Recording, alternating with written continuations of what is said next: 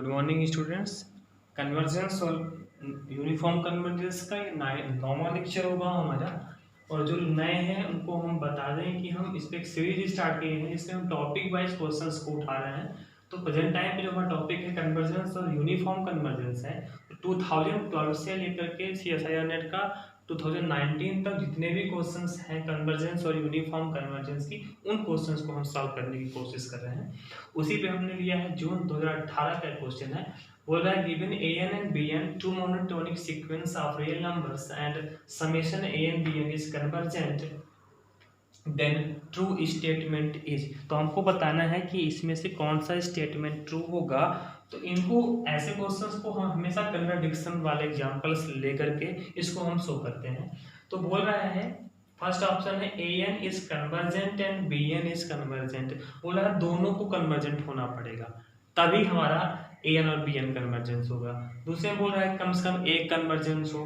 दूसरे में बोल रहा है दोनों बाउंडेड हो। और चौथे में बोल रहा है कि एक बाउंडेड हो, कम से कम एक बाउंडेड हो ही।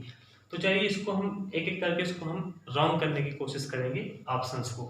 ठीक है, तो अगर हम ले लें an equal to 1/n and bn equal to 1/n, इस पे बोला है मोनोटोनिक सीक्वेंस है।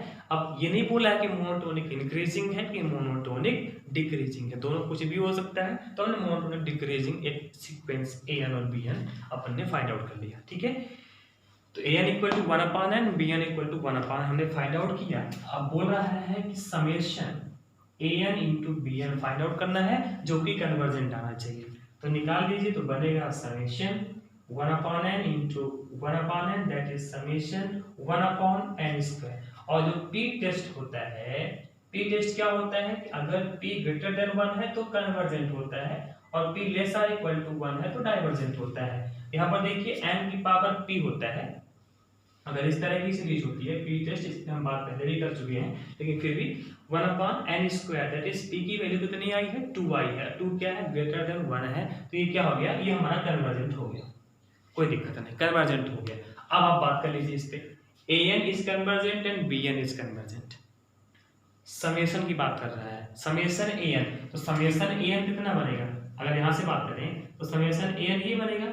और बाय p टेस्ट n अगर 1 इक्वल है तो डाइवर्जेंट होता है। देखिए n की पावर 1, ये भी डाइवर्जेंट है, ये भी डाइवर्जेंट है, लेकिन इनका जो प्रोडक्ट था वो क्या हो गया है, कन्वर्जेंट हो गया है। तो ये वाला ऑप्शन आपका रॉन्ग हो गया। दूसरा देख लीजिए, at least one of an and bn sorry an and bn is convergent, उसमें से कम एक कन्वर्जेंट होना चाहिए, दोनों डाइवर्जेंट है।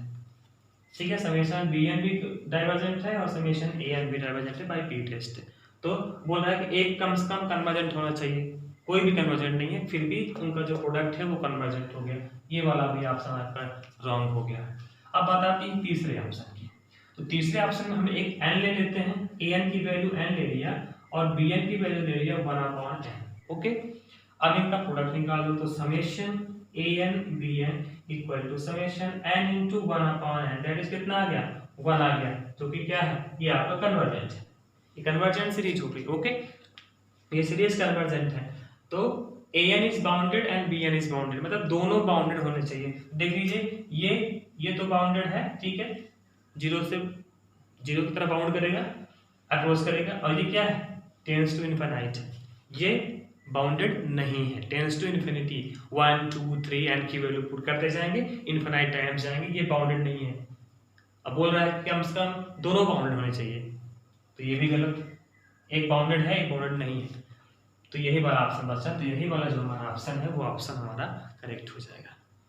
तो प्लीज अगर ये समझ में आपको आ रहा है, इस सीरीज का आपको बेनिफिट हो रहा है, तो सब्सक्राइब जरूर करें, ताकि मैं ऐसे आपको जल्दी से जल्दी आपको मैं इस सीरीज को पूरे करने की कोशिश करूंगा, तो ताकि आपके पास नोटिफिकेशन आता रहे। Thank you.